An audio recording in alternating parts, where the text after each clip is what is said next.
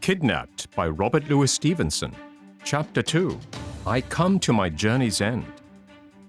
In the forenoon of the second day, coming to the top of a hill, I saw all the country fall away before me down to the sea, and in the midst of this descent, on a long ridge, the city of Edinburgh, smoking like a kiln. There was a flag upon the castle, and ships moving or lying anchored in the firth, both of which, for as far away as they were, I could distinguish clearly, and both brought my country heart into my mouth.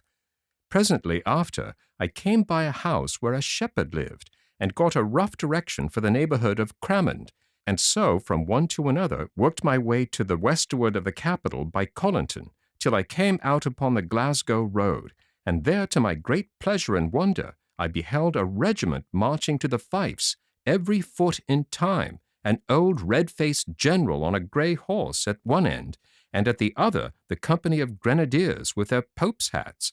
The pride of life seemed to mount into my brain at the sight of the red coats and the hearing of that merry music. A little farther on, and I was told I was in Cramond parish, and began to substitute in my inquiries the name of the house of Shaws. It was a word that seemed to surprise those of whom I sought my way. At first I thought the plainness of my appearance in my country habit, and that all dusty from the road, consorted ill with the greatness of the place to which I was bound. But after two, or maybe three, had given me the same look and the same answer, I began to take it in my head there was something strange about the Shaws itself.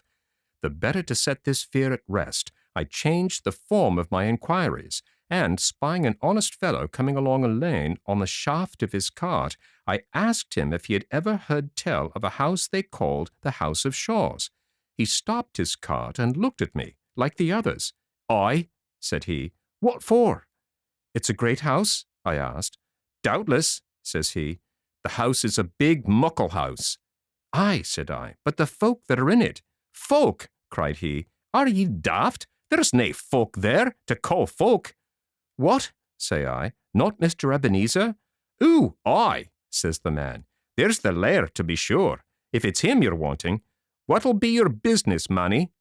I was led to think that I would get a situation, I said, looking as modest as I could. "What?" cries the carter, in so sharp a note that his very horse started, and then, "Well, manny," he added, "it's nane of my affairs, but ye seem a decent-spoken lad, and if ye'll take a word from me, you'll keep clear of the Shaws." The next person I came across was a dapper little man in a beautiful white wig, whom I saw to be a barber on his rounds, and knowing well that barbers were great gossips, I asked him plainly what sort of a man was Mr. Balfour of the Shaws. "Hoot, hoot, hoot," said the barber.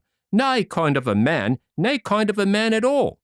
And he began to ask me very shrewdly what my business was, but I was more than a match for him at that, and he went on to his next customer no wiser than he came. I cannot well describe the blow this dealt to my illusions. The more indistinct the accusations were, the less I liked them, for they left the wider field to fancy. What kind of a great house was this, that all the parish should start and stare to be asked the way to it? Or what sort of a gentleman, that his ill fame should be thus current on the wayside? If an hour's walking would have brought me back to Essendine, I had left my adventure then and there, and returned to Mr. Campbell's. But when I had come so far away already, mere shame would not suffer me to desist, till I had put the matter to the touch of proof. I was bound, out of mere self-respect, to carry it through, and as little as I liked the sound of what I heard, and slow as I began to travel, I still kept asking my way, and still kept advancing. It was drawing on to sundown when I met a stout, dark, sour-looking woman coming trudging down a hill, and she, when I had put my usual question, turned sharp about, accompanied me back to the summit she had just left, and pointed to a great bulk of buildings standing very bare upon a green in the bottom of the next valley. The country was pleasant round about, running in low hills, pleasantly watered and wooded, and the crops, to my eyes, wonderfully good, but the house itself appeared to be a kind of ruin. No road led up to it, no smoke arose from any of the chimneys, nor was there any semblance of a garden. My heart sank. "That!" I cried. The woman's face lit up with a malignant anger. "That is the house of Shaws," she cried. "Blood built it. Blood stopped the building of it. Blood shall bring it down.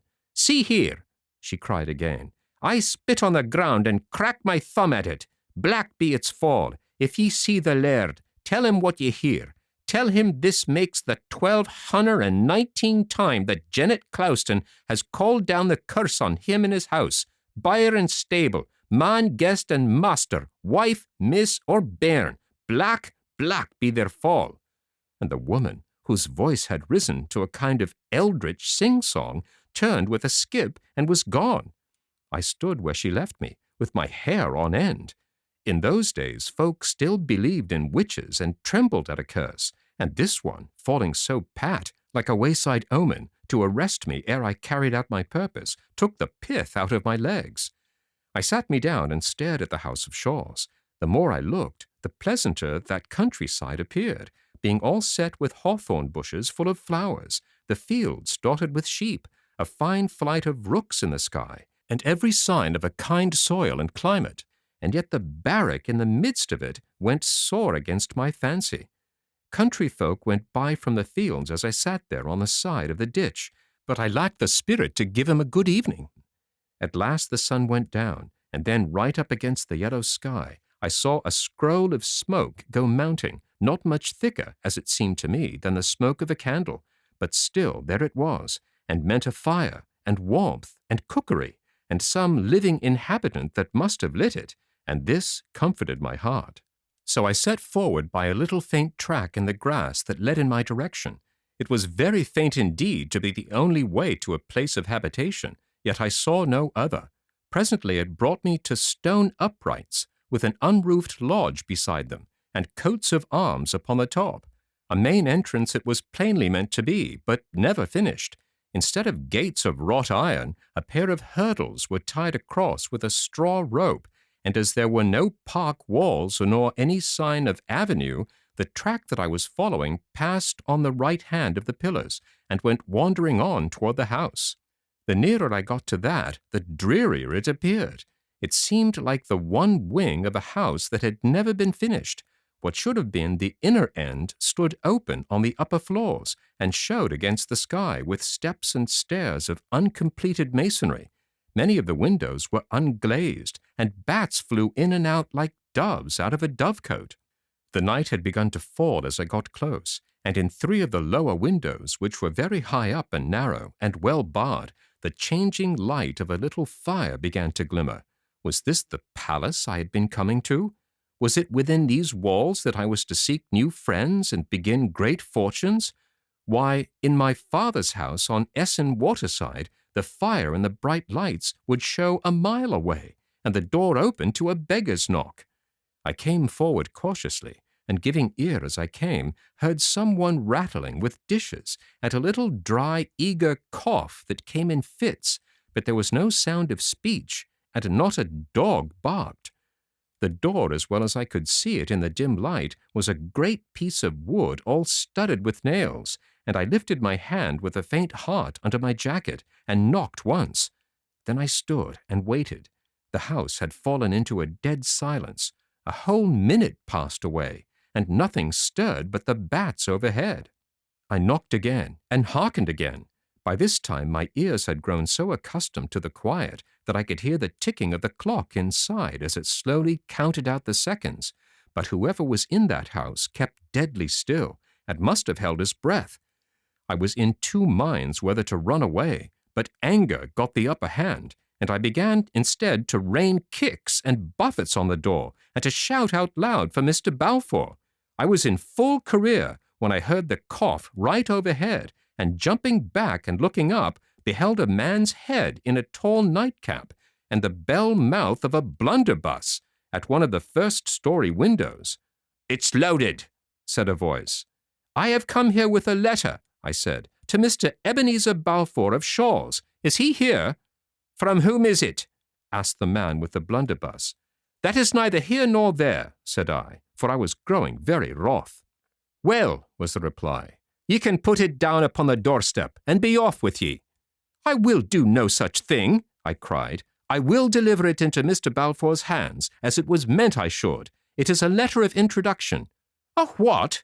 cried the voice sharply. I repeated what I had said. "Who are ye yourself?" was the next question, after a considerable pause. "I am not ashamed of my name," said I. "They call me David Balfour." At that, I made sure the man started, for I heard the blunderbuss rattle on the window-sill, and it was after quite a long pause and with a curious change of voice that the next question followed. "Is your father dead?"